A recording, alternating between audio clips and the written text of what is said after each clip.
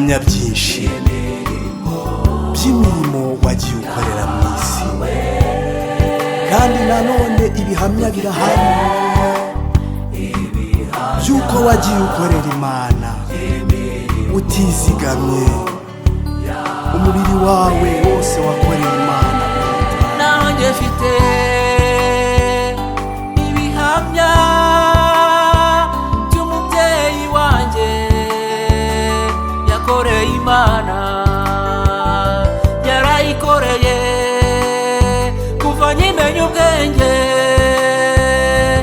none aratashye. Yarayikoreye namenye ubwenge ayikorera, none aratashye.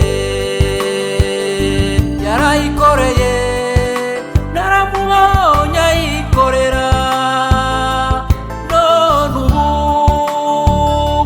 araruhutse.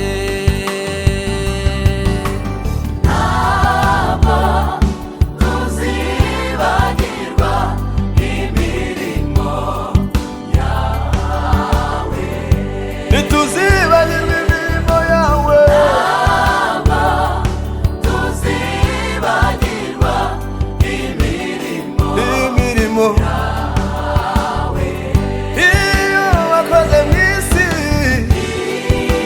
iyo wakoreye mu isi, none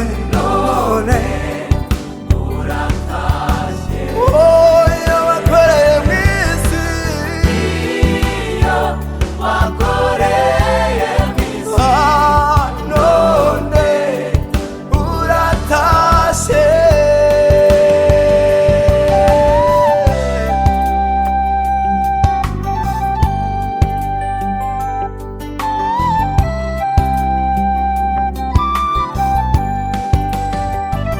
Umuhate wawe uragaragara,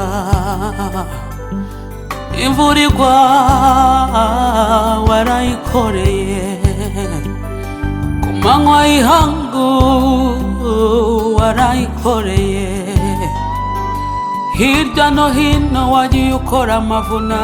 Mubyeyi, ruhukira mu mahoro wakoreye Imana, ruhukira mu mahoro wakoreye Imana.